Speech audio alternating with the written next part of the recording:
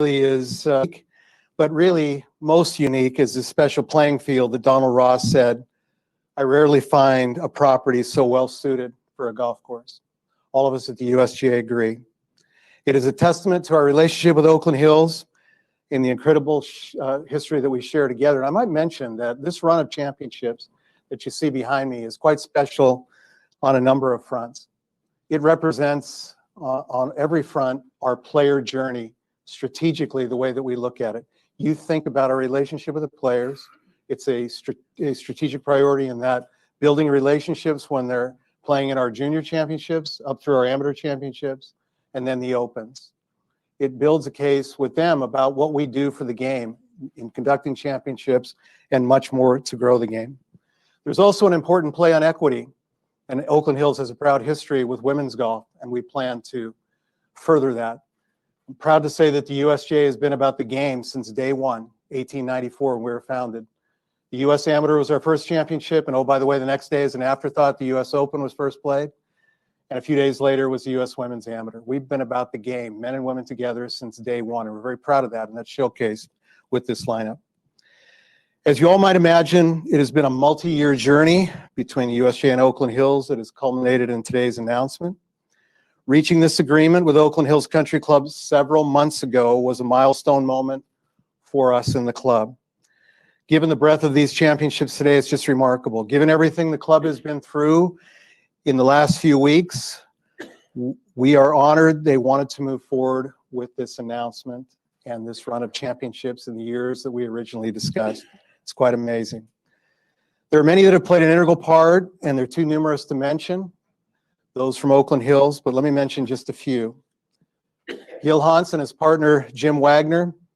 We know Gil and Jim very well through their work at some of the greatest places in the game. And we admire not only their work, but the time and care they take to do the research necessary to truly achieve something special and remarkable in restoring special places to their architectural origins. And Gil, kudos, you've done that at Oakland Hills Country Club and restoring this Donald Ross masterpiece. Past President Tom Stacy led the initial charge 5 years ago when we really initiated in an intentional way discussions with the club.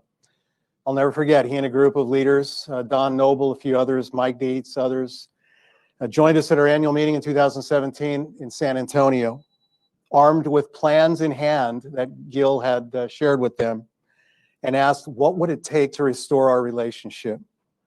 Tom, thank you for asking that question. We stand here today because of that question.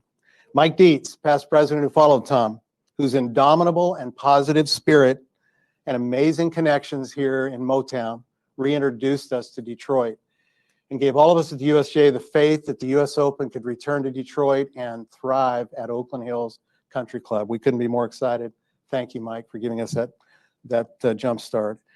And certainly Rick Palmer, current president at Oakland Hills, his steady, no-nonsense leadership has been there from the start. It'll be needed now more than ever in a time of renewal for Oakland Hills Country Club as they rebuild their clubhouse. Thank you for your friendship, Rick. It means the world. And I can't leave out the staff. Steve Brady, head golf professional whose hospitality and expertise as a player has been second to none throughout the process. Thank you, Steve.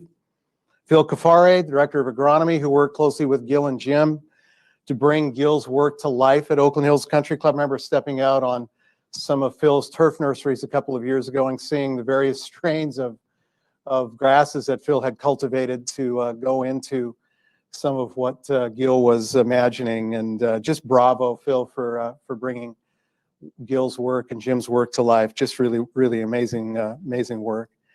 And then our buddy Christine Pooler, general manager at Oakland Hills. From past history, we know Christine very well, and we know her to be a dynamic leader.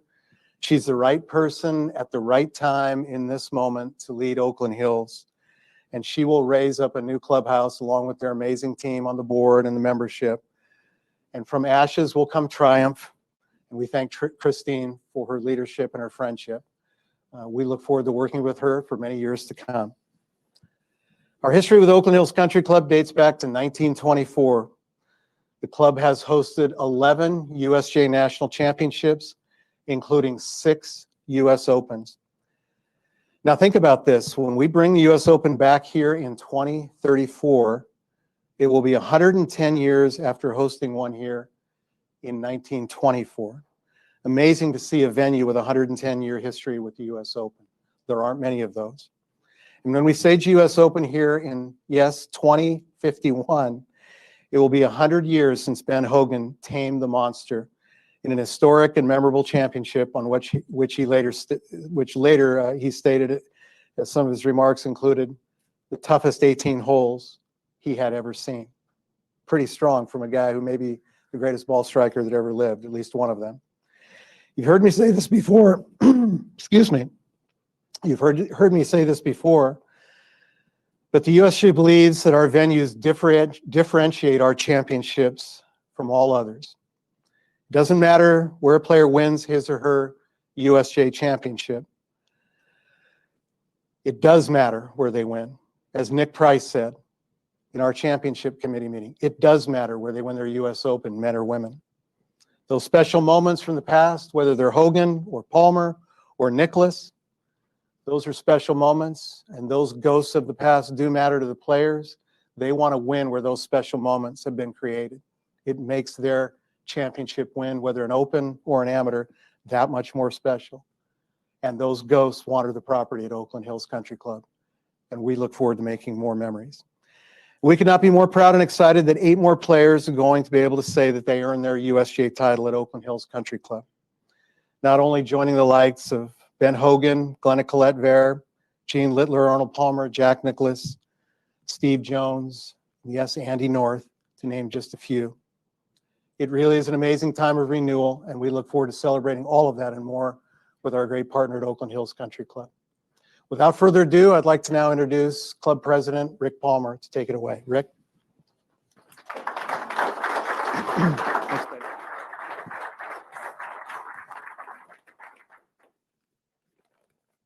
Wow.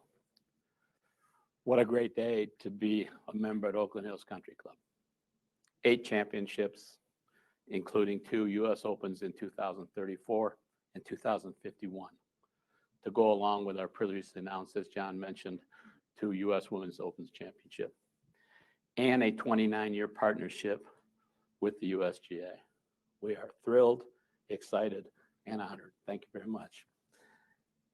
And I also want to say to John and Mark, you guys coming to Detroit to stand with us and make this announcement in our great city is extraordinarily appreciated. We thank you. It really is a great way to end what's been kind of an emotional month for us.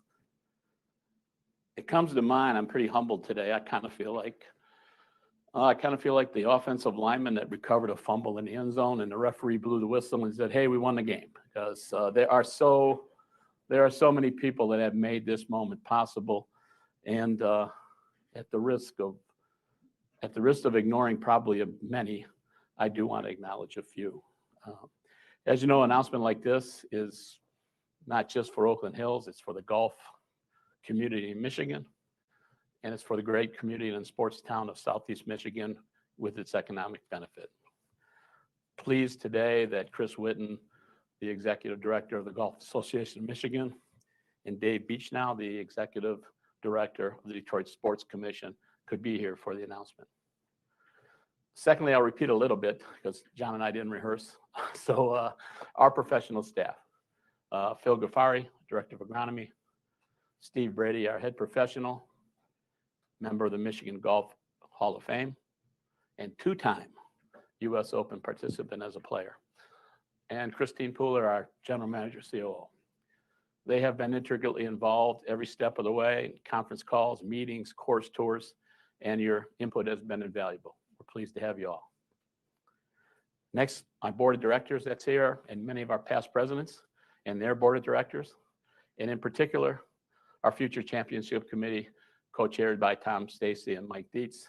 Your leadership in getting us to this process has been the driving force, and we thank you for that. But most importantly, to our members. 6 years ago, we started on a process. Our resolve was to make Oakland Hills a better place than when we found it, as stewards of the members. We did have a secondary goal to make it, the restoration, so viable that it would be a viable option and considered for hosting future major championships. I will point out it was amazing that Gil and Jim, through their meetings, and John and Mark and Jeff Hall and Jason Gore, through all their meetings, their message to us was entirely consistent. Do what's best for your members at Oakland Hills. Don't make course design decisions on the basis of hoping to host a major championship. Well, it was our secondary goal, and here we are. So we're pretty pleased with that. And to conclude my remarks, I would like you to allow me to read from our vision statement that was put in by our members some 40 years ago. And it reads in part, our golf courses and members have played and will continue to play an integral part in the history of golf in the United States. We are dedicated to providing the resources to preserve our courses as championship venues to host state, national, and international championships. My fellow members at Oakland Hills, I say job well done. At this point, I'm pleased to welcome the architect for the restoration of the South Course, Mr. Gil Hanse. Thank you.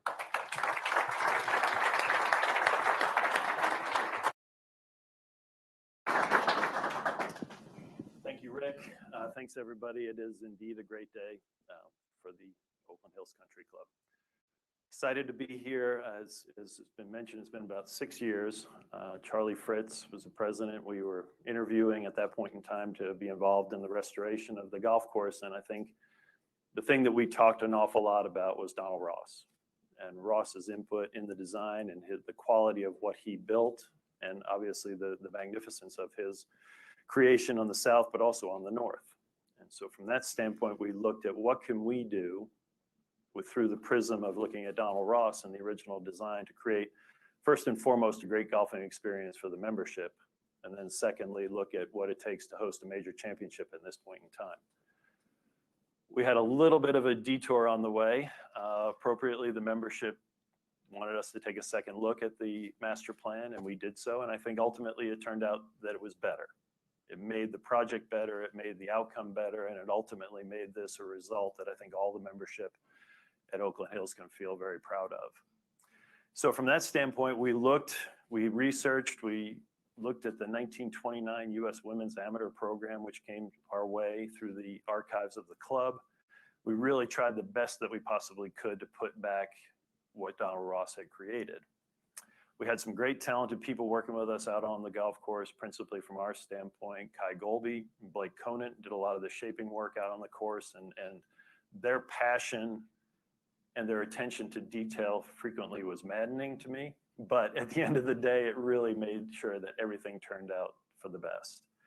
And as I'm always accompanied on this journey, my partner, Jim Wagner, is as responsible for any success and any of the things that we get to do in this business and the places that we get to work. So Jim's around, so feel free to talk to him later on as well, because everything we do, Jim makes better.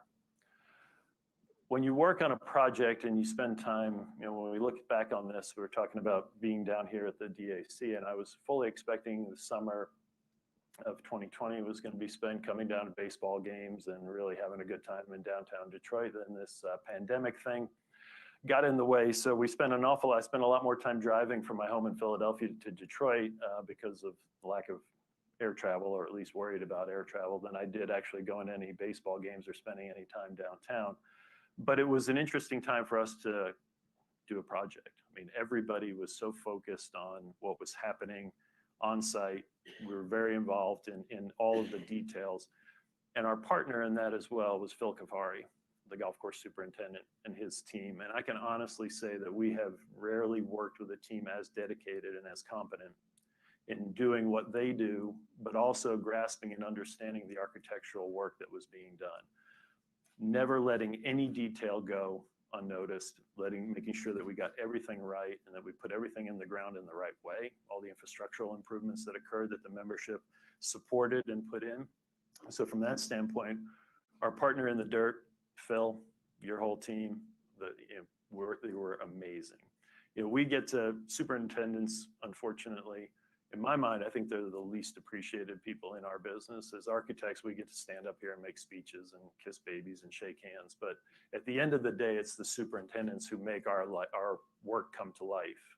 And our partnership with Phil and his team is one that we treasure on a personal level, but on a professional level, we understand fully how it's made our work better. Steve Brady, a golf pro extraordinaire. I didn't realize about the Hall of Fame stuff. I would have treated him with a little more respect if I knew all that. We actually got him out there with a shovel and a rake, helping us on a few of the greens. You know, for him to jump in and contribute like that, but also anytime we needed anything from the perspective of how do the members play the golf course, how do they appreciate it, how do they understand it, he was extremely helpful in all of that information. So thank you for your input. Christine, John, you're absolutely right. You're the right person in the right place for what's unfortunately occurred, but I have no doubts that you're going to make it better, and it's going to be a better place at the end of the day.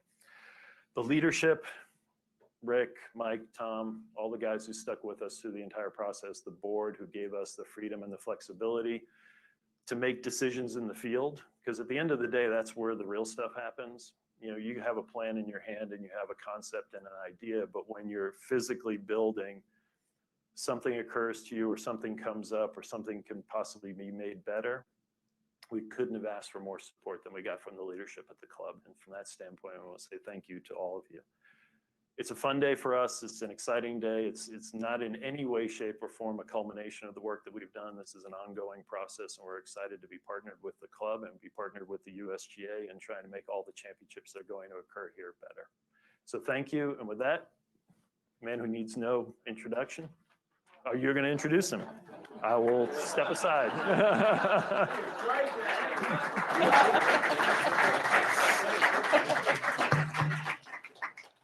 Thank you, Gil. Thanks also to Rick and to John. It's such an exciting day. I personally, as someone who has been a part of several USGA championships at Oakland Hills, and I hope that the sense of friendship and true camaraderie that exists between the USGA and Oakland Hills and all of the wonderful people there comes through today. We are genuinely excited to be making this announcement. And 29 years, John, I'll be right there with you. I'll be there in 2051 as well. So we look forward to many, many more years to come. Before we start our question and answer session, I would like to introduce a very special guest who knows a fair bit about memorable moments of USGA championships at Oakland Hills, Andy North, who counts among his professional victories the 1978 and 1985 US Open championships. In 1985 at Oakland Hills, Andy was the only player to finish under par en route to his one-shot victory. I'd like to welcome Andy to the stage.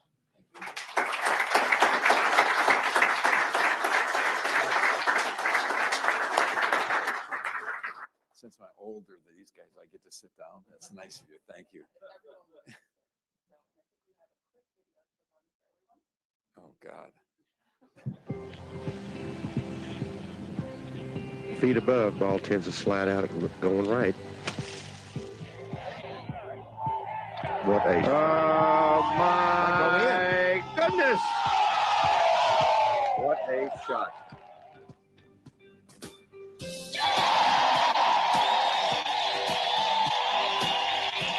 And the moral of the story, never, ever give up. Not after a string of injuries, not after a 7-year drought, not after you hit every bunker on the golf course, it seems, not after it seems you've lost it and have to come back again.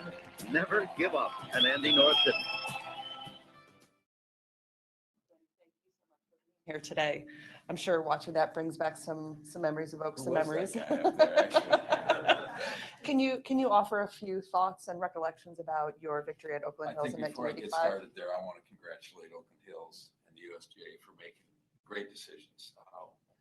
The job that Gil and his team did, Phil, I mean, to get all this back on track where we needed it, I'm really excited for that. The fact that the first junior amateur I played in was 56 years ago. And to have been able to play it at Oakland Hills, where Charlie Woods will probably be the favorite in 24, it would have been unbelievable. It was a great experience, but to be able to play those championships as kids at Oakland Hills and some of the other great venues that we're going to have it at, is congratulations to USGA for doing that. Thank you. We're All right, now we're ready for whatever. we want to perfect. do. So, yeah, who was that guy? That was Yeah. certainly the wonderful 1985 U.S. Open champion at Oakland Hills. Can you offer some recollections about that week and what being a USGA champion at I Oakland Hills think, means? you know, I after I won in '78, I played okay for a while. I had a whole bunch of injuries. You know, got barbecued in the press for being terrible. You know, some of the things that happened. But anyway, I'd come back, had an operation, and came back in '85 and really played some really good golf through the '85 season. Some really good tournaments, but more so really was playing some good golf. And the week before at Westchester, I'd missed the cut and was staying with some friends, and we went up and spent the Saturday fiddling around, looking at some property and some, you know, just killing the day. And about 4 o'clock in the afternoon, I said, you know, I need to go to Detroit. I want to get there so I can spend some time tomorrow, figure out what I'm doing. And I got in late Saturday night, went to the golf course Sunday morning. I think I was the first person there. I went to the range, hit some balls, and sort of figured out what I was doing. You know, you have one of those magical moments that everybody who's ever played this stupid game has, you know, at one point in time or another, and sort of figured out what I needed to do. And I hit 15 or 20 balls that, you know, all of a sudden it felt like you wanted it to feel like, and I really felt good about what I was doing. I went back to the hotel and put together a practice plan for the week. And my idea is I wanted to get as much done as I possibly could do without spending very much time at the golf course. And so often at major championships, you spend all day out there because it takes so long to play practice rounds. It's just, you know, it's 6 hours, 7 hours to get around the golf course, which makes no sense to me. So I decided I was going to play late in the evenings.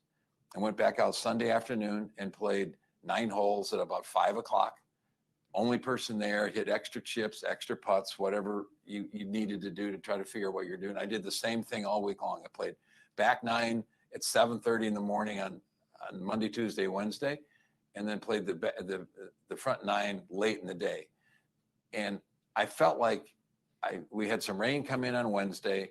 I was completely prepared to play, and very seldom do you get to, you know, you try to get your game to where it's at a great point going to majors. That's what all the players try to do. But it very seldom happens. Sometimes it's too early, sometimes it's too late. I felt like this was one of the first times in my career I absolutely knew what I wanted to do. I knew how to play the golf course. I'd figured out when I played in the PGA 5-6 years earlier there, I had no idea how to play the golf course, and I ended up missing the cut. And I walked away going like, well, I can't stand this place. You know, what am I doing? But I figured out how I wanted to play the golf course, and I was able to go out there the first 3 days and execute exactly what I wanted to do. I played beautifully. I think I led the field in greens hit and regulations, fairways hit, all the things you need to do at the U.S. Open to compete well. The first 3 rounds, and then got up Sunday morning and went to the range and had absolutely nothing. I couldn't find it. I had no idea what I was, you know, you think you have an idea but you're struggling.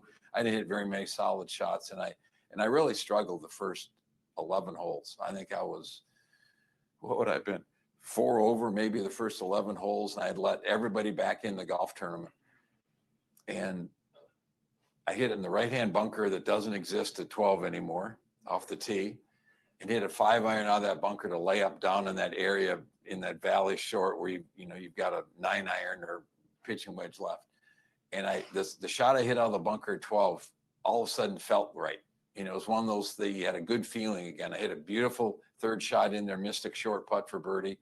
Then at the 13th hole, I hit a 5-iron about 12 feet from the hole, made that for birdie. And from that point on, I hit the ball really, really solidly the rest of the way. And, you know, it's funny in this game how you completely can lose it and you can get it back somehow. And that's what makes it magical, that, you know, when you think you've got to figure it out, you're in big trouble. You know, that's usually the case. And when you're completely lost, that's when guys come back and win golf tournaments. So it was a magical week for me. So many things went right that week. Obviously, you have to have the help of other players sometimes, and TC helped out quite a bit. Any of you are old enough to remember that.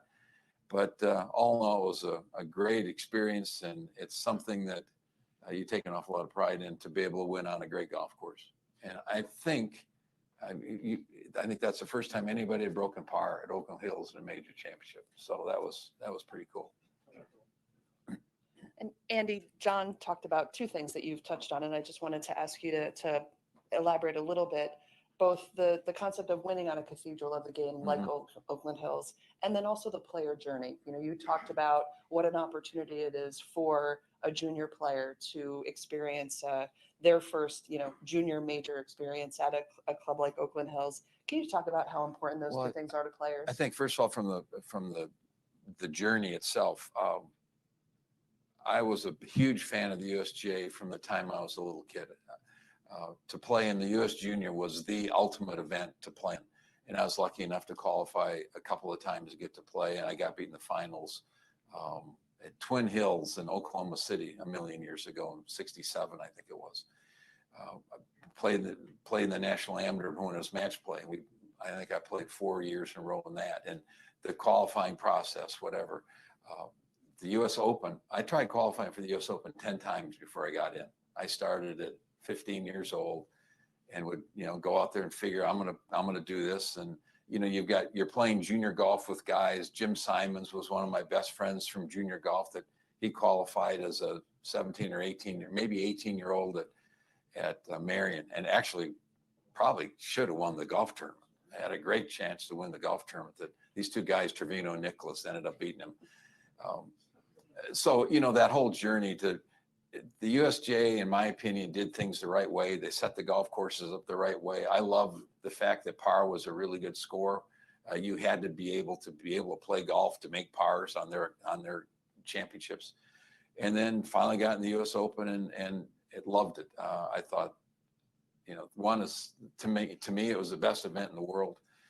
It was set up that it identified usually the best players. You had to play great golf. You had to be physically and mentally able to get through the week, which sometimes that's not the case. But I loved it. The very first one I played in was at Medina, and got a chance to play with Ray Floyd on Sunday, and ended up playing well enough to get back in the Open and get back in the Masters for this time. So it really was a great starting point for the rest of my career at the USGA. Wonderful. And so we've talked a lot about the playing experience, but Andy, you've obviously spent many years from a broadcast perspective. Can you talk about what watching a major championship, a US Open at Oakland Hills is like, whether you're watching it on television or there in person enjoying the event? I think the fact that this is what makes major championships so beautiful, that you get a chance to go back. And if you look at our major championships, the Masters is so unique because it's played on the same golf course every year. But I think the fact that the other three majors have to have an identity of also playing wonderful, wonderful facilities. And you can remember, and it's usually in enough time, you can remember the last time it was there. And I've been lucky enough to do a lot of television at Pebble Beach and Shinnecock and Marion and some of the other great sites that we've had. And it's neat to be able to go back there and remember, you probably dig up stories that you use during the week, like Trevino and Nicholas in the playoff, or Trevino throws a snake at Nicholas on the first tee in the playoff at Marion. I mean, you go back there and you do the event. Those are the kind of things that you bring back up, and to remember great shots by players. I think that's what the fan really loves to watch. And from a broadcasting standpoint, that's been an awful lot of fun too, that you got a chance to play these venues in the Open, and now you get to go back there and actually do TV there. It's pretty cool. Wonderful. We'll give everyone the opportunity to ask questions. I want to bring up our other three speakers today, Gil, Rick, John, if you would join us up at the podium. Andy, thank you. Thanks.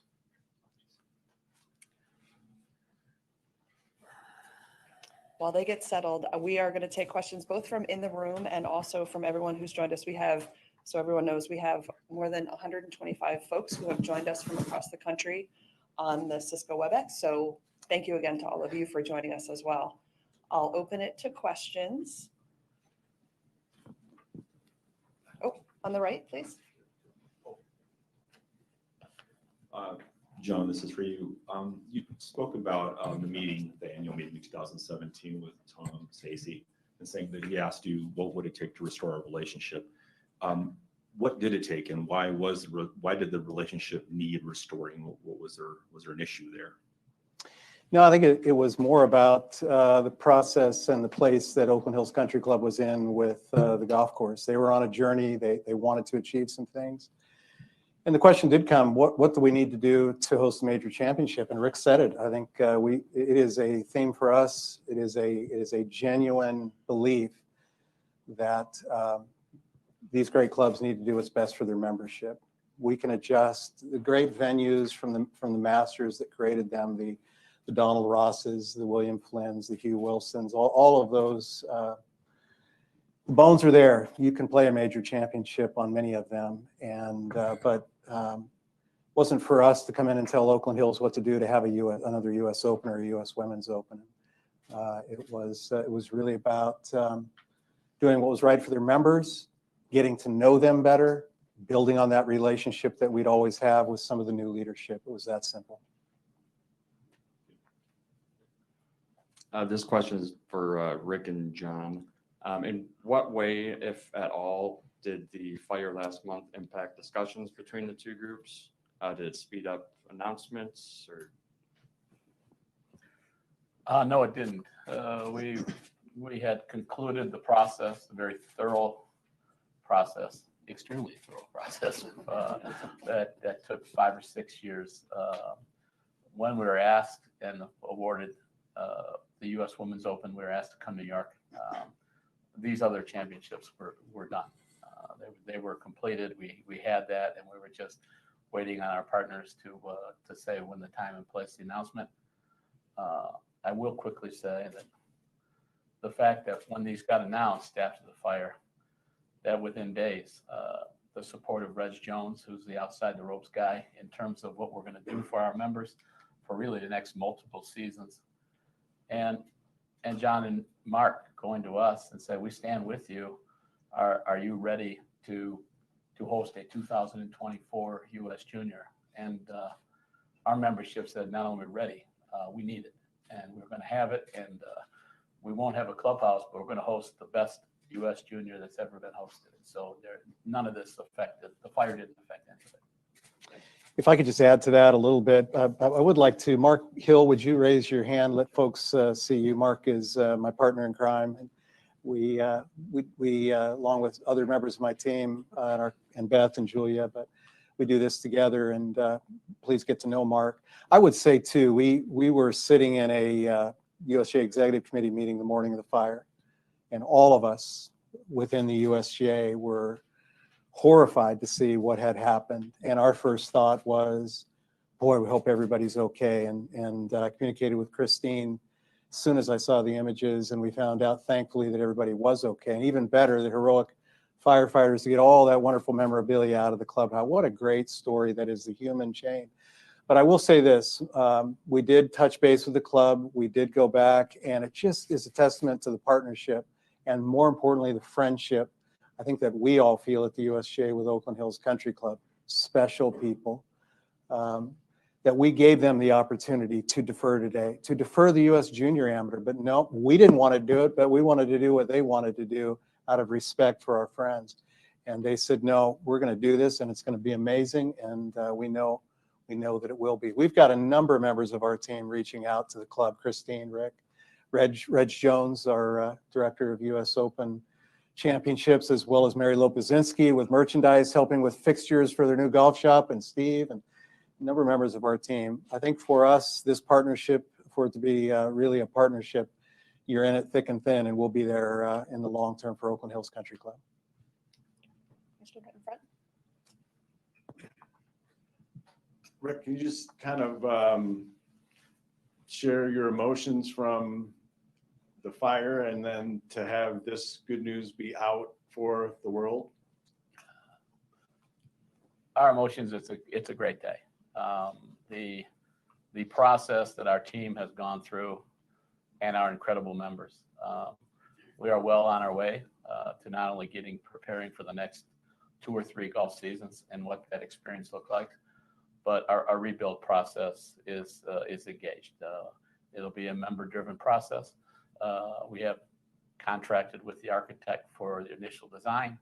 We are going to, in the next 2 weeks, have member focus groups totaling about, I think it's 200 members, to give their thoughts about where we want to be. And, it's ironic. One of our great members, Chris Illich, hosted our leadership team last week, and he talked about embracing your history, with our iconic clubhouse, like they did with the Fox Theater.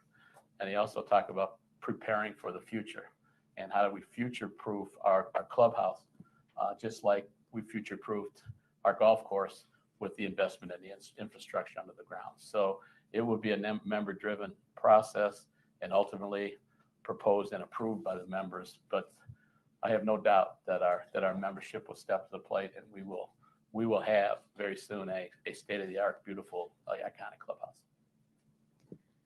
We have a question from the Cisco WebEx. Yeah, for Andy, what did you figure out about Oakland Hills that led to your victory in 1985? And when the PGA was 80, or is that 80 or 81? I didn't have a game plan of any kind. I attacked hole locations that were on the top levels of the unbelievable green complexes that we have out there.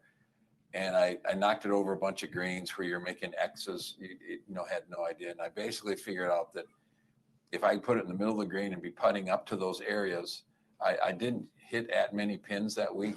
Fifth hole, for example, you had it on the mound on the right. One day I put it in the middle of the green and put it up the hill.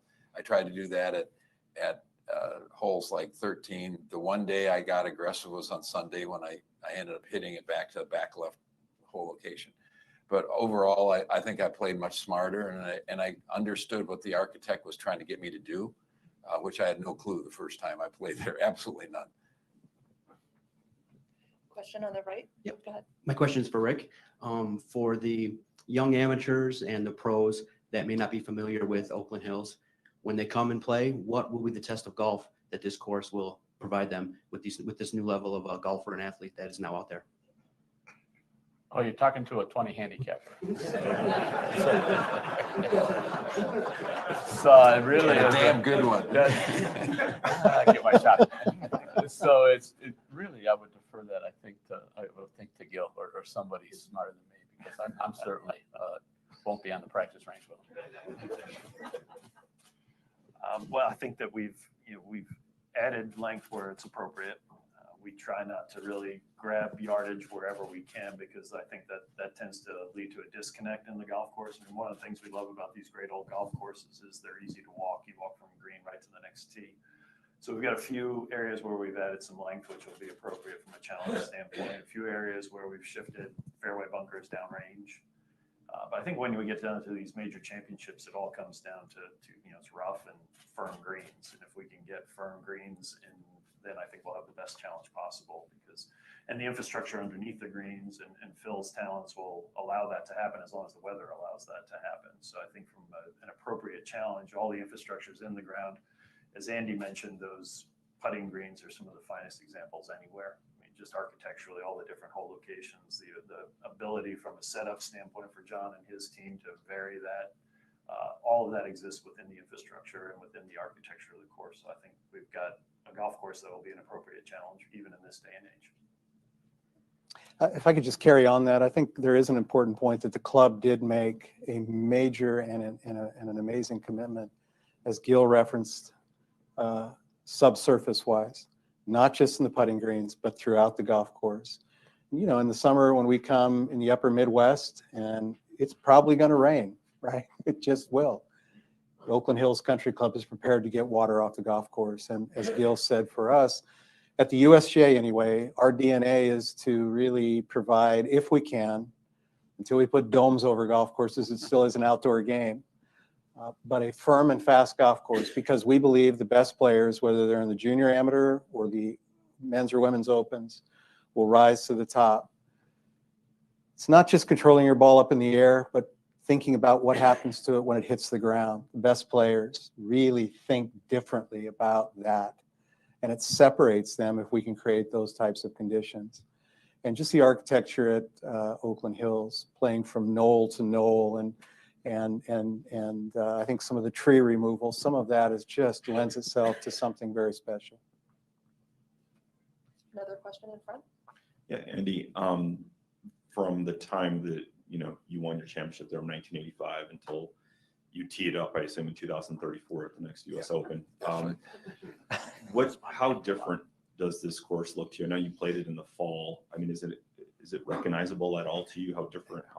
I think, once you're on a particular hole, you see the hole as it always has been, other than a couple of the gilded some. I think the work on the 7th hole is absolutely spectacular. I think that is going to be one of the coolest holes in championships when we get there and playing. But I think, you get on a tee, you still see the hole. And when you're playing, you're focusing on that and not the trees and some of the other stuff. The one thing I think I appreciated the most is when we're sitting having lunch afterwards upstairs and be able to look out over the entire golf course, and it's just absolutely gorgeous. And as a member, I take an awful lot of pride in what they've done here. I think in the last month to 6 weeks, probably have taken as much pride in this club as ever. That the communication that's gone out to the membership and what we're trying to get done and what we need to do and what's happened and what hasn't happened, it's been fantastic. And thank you for that. It's an amazing club with great membership, and I'm excited and really honored to have been a member the last few years. And it's going to be a fantastic site for all these championships. And you can, if John and Gil and I were to go out and set up Oakland Hills for a tournament tomorrow, we could make it as hard as you could possibly, that no one could finish. Is that how you want to set up a championship? No, you want to test players the best they can be tested.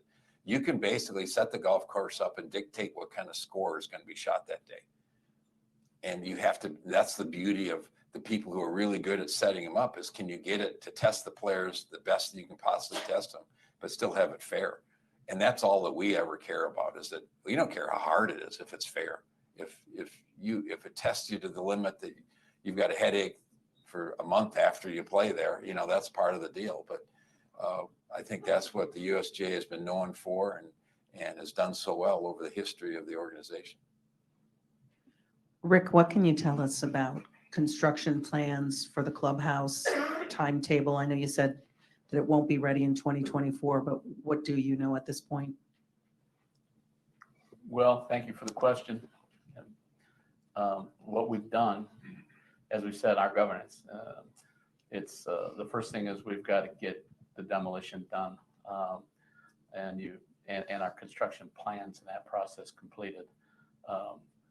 In getting the plans completed with the process, and then getting the various municipal approvals and permits, you're probably looking at a year, Jennifer, to make that happen. Our process, all our board does is appoint a committee who now has hired the architect for the initial design phase, and the committee has now appointed a long-range planning committee of our members with focus groups. So that process is ongoing right now of what are the best things that we can have in the design in order to look at this as an opportunity. Because the clubhouse being down, it does present a terrific one-time opportunity to make that investment. So once all that happens and we actually break ground, it's probably a 2-year process. So you're more than likely optimistic looking at 3 seasons. But our 3 seasons are going to be incredible because of how great our place is. It's going to be different, but we're going to have full dining. We're going to have full athletics, swimming. Oakland Hills is going to be a great place to be for the next 3 years.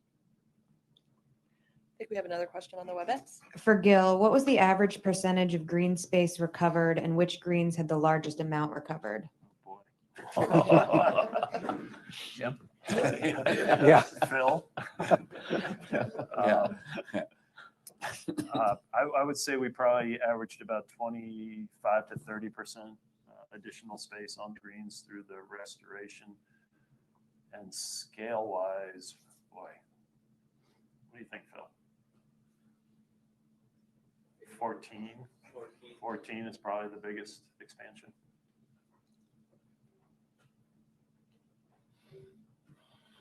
right in front. This is for Andy. How on earth do you remember strokes from a game you played more than 30 years ago? Let me ask one back to you. Do you remember great shopping trips 25 or 30 years ago? It's just, I mean, I think that's how golfers are wired. You remember, you listen to quarterbacks talk about throws they made in games 10, 12 years ago. I can't remember people's names, but give me numbers and I can figure that stuff out. So it's just stuff that I think is innate in what we do. We have 2 questions on the right.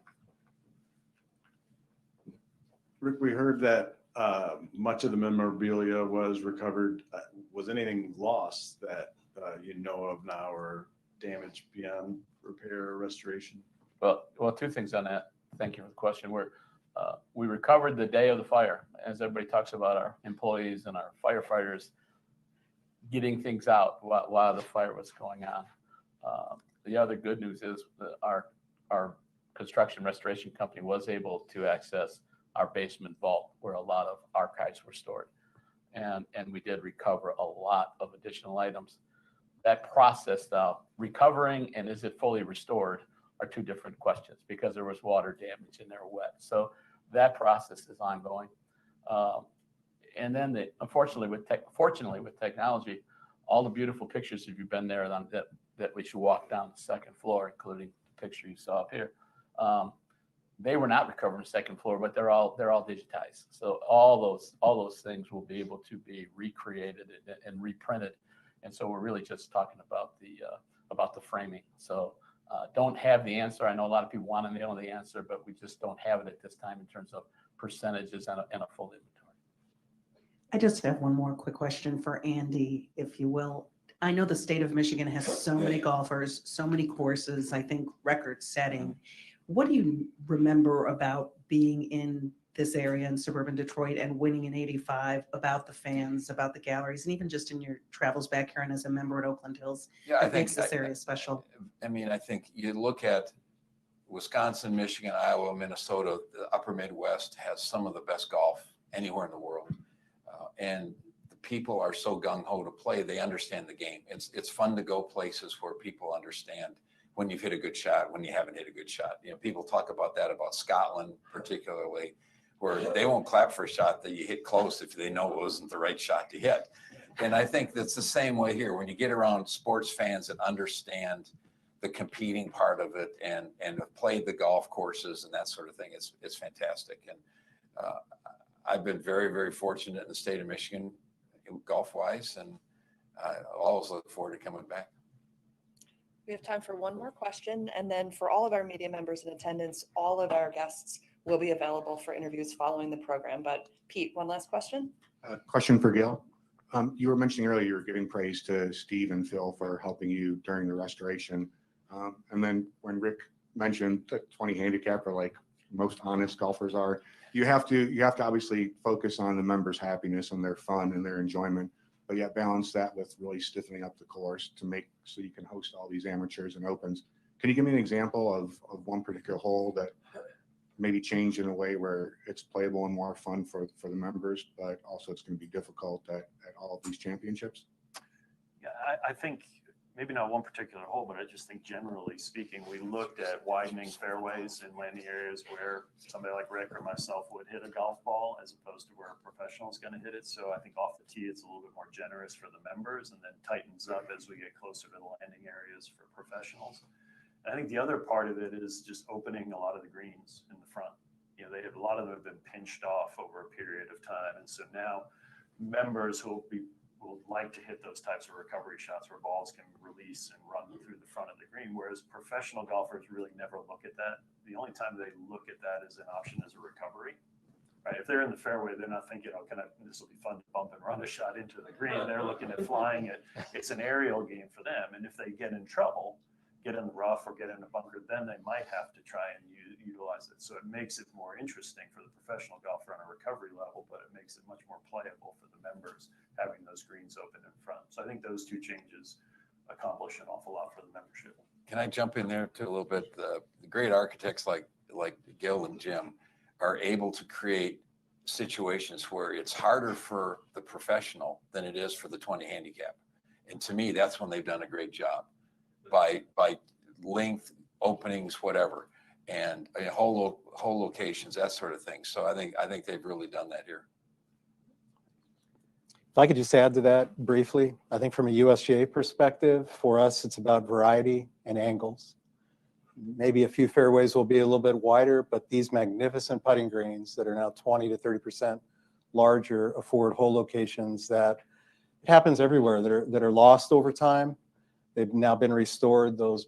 These are truly some of Donald Ross's most magnificent greens that were ever done under his tutelage. And for us to create those angles and how, not just what is overcome in a forced carry, but what happens when you try to get to a certain part of the putting green from a certain part of the fairway. We think about that a lot, and the variety that extends. Really, for us, the ultimate measure is in really providing a great test is players need to get every club in their bag dirty. You need to hit it high, low, left, right, control it on the ground, mental, physical. Andy talks about it. He's a champion 2-time. He gets it. He's done it. That's what we try to achieve. To really create something special, so when somebody wins a U.S. Open or U.S. Women's Open, they've done something really special. That just reminds me. Oh, sorry. You probably already know Donald Ross, right, when he designed this, he said the Lord intended this to be a golf course, right? Yeah. So it reminds me of that. I think Actually, that was the part of his fee. yeah. Well, that's right.